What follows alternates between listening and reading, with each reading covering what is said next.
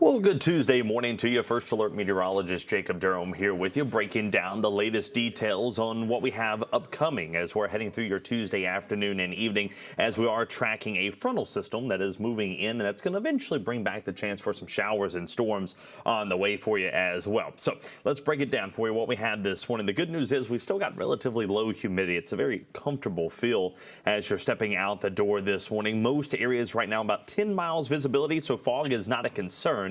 And I don't expect fog to be much of a concern as we head into our Wednesday either, although humidity will be increasing and temperatures will be back into the mid to upper 50s. And what I mean by that is it's not going to be out of the realm of possibility if we see some areas of patchy fog that try to develop tomorrow morning, but we may not have quite enough moisture in play until maybe Thursday and Friday morning as well. But that's when we'll have to focus our attention back on the potential for some stronger winds kind of moving through. So we have two systems that we have kind of on the map for you, three, but one of them is kind of invisible. That's high pressure. Obviously, you don't see much with high pressure other than more sunshine and limited cloud cover. And that's kind of what we're seeing as you're stepping out the door this morning.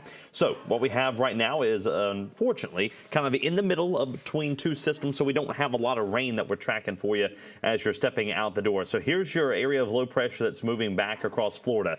This is along our old cold front that is continuing to work its way back across the region this morning. But that cold front is kind of continuing to sit basically just to our south, and that is the area that we're watching for the potential for showers and storms on the way. And that's why rain is a little bit more widespread across Florida, because this area of low pressure continues to spin across portions of Florida. With that being said, we have showers back to the west as well that we're tracking, and that is ultimately going to be the big factor that we're going to see moving forward in time that could impact our weather on down the line closer to Thursday and Friday. So with that being said, here's kind of a wide scope of things. We'll start along the east coast. That's the area of low pressure spinning across Florida that's giving us the opportunity for these showers and storms on the way. And then as we slide back to the north and the east, that's where we have some snow that is beginning to fly across portions of the northeast. So that'll certainly be something that we're watching closely for you on down the line.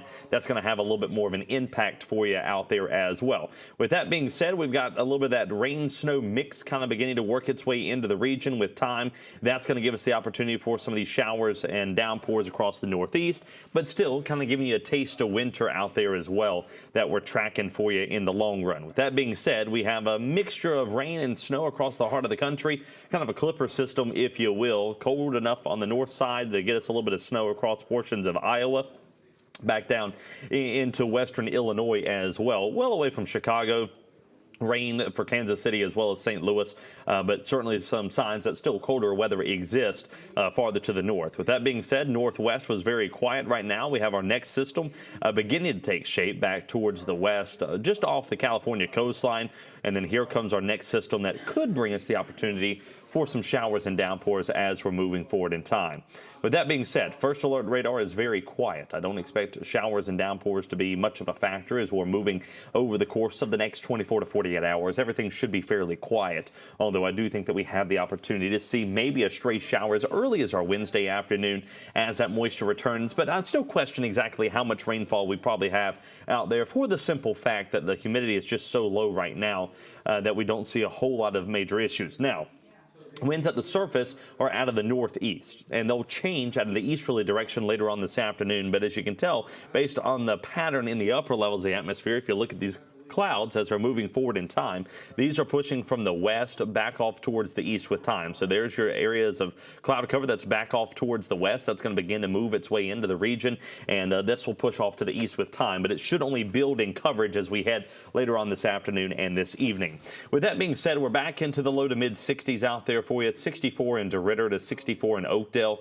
65 in the lake area is kind of what we're tracking right now, to 61 along the Cameron coastline. So certainly it is warming up after a very chilly start. We got down to 46 here in the lake area. That's the coldest area that I saw earlier this morning. And then Oakdale was the coldest across all of southwest Louisiana as they got down to 41 this morning. So we're warming up. Temperatures on average about 5 degrees warmer than where we were this time yesterday morning.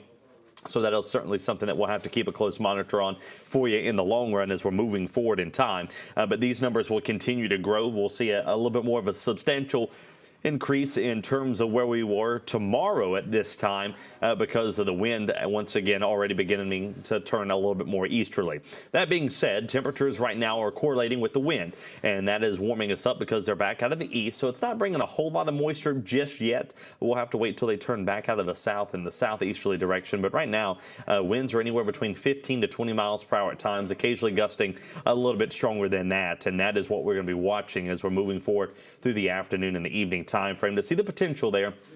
Once again, that southerly wind. So right now, dew points kind of holding steady. They're back into the low 40s for you out there. It's 38 in DeRidder to 37 in Sulphur. These values will climb as we head over the next 24 hours. Right now, they're pretty much right where we were this time yesterday, if not maybe a degree or two lower than that time. And that's just because the winds stayed pretty strong last night and drove in that cooler and drier air. But with that being said, here comes the cloud cover as we go throughout the afternoon and the evening time frame. Temperatures will be back into the upper 60s to low 70s out there for you, and that wind will certainly be a little bit stronger as we're moving forward through the afternoon and evening time frame. But generally speaking, most areas today top out into the upper 70s, just shy of 80 for this afternoon. But nonetheless, a beautiful day to get outside, take full advantage of if you can, as the quiet weather pattern continues to stick around. As we head through the overnight hours, temperatures will slowly begin to fall. Once again, easterly wind will keep temperatures back into the mid to upper 60s as we head closer to 8, 9 o'clock tonight, and then we'll fall back into the low 60s as we head into our Tuesday time frame.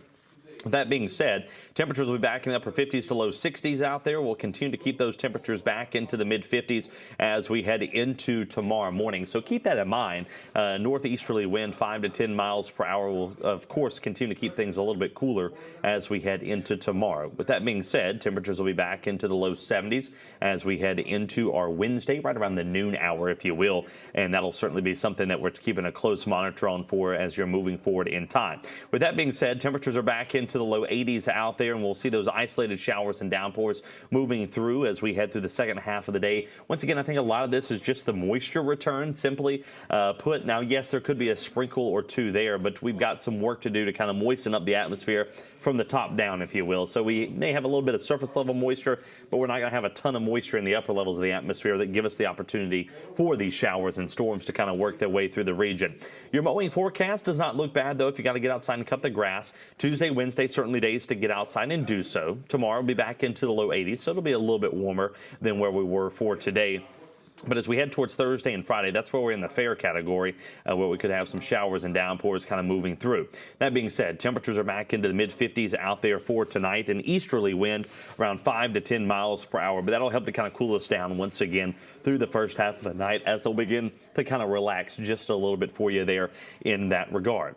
With that being said, low temperatures over the next 10 days will be back into low to mid 60s for you, and we'll continue to keep a close watch on some of that humidity that is working its way back into the forecast and giving us that milder start as we're moving forward in time. The next 3 days, we're back into the low 80s out there, Wednesday, Thursday, and Friday, so we're pretty much stuck right where we are in terms of the overall temperatures, at least for now, kind of stuck in that kind of pattern. But we'll see isolated showers and storms returning as early as our Thursday and our Friday, with a couple of spotty showers certainly possible as we're moving forward.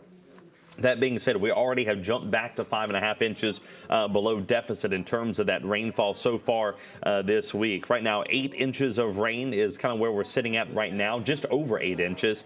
The year-to-date normal right around 13.5. So we are certainly well below average in terms of that rainfall that we've seen so far this year. So we need rainfall in a desperate way. And I'm hoping as we head towards next week that the pattern becomes a little bit more conducive to that, if you will. High pressure continues to work its way off towards the south and the east with time. We'll see that those showers and downpours begin to work their way back into the forecast as we're heading closer to Thursday and Friday.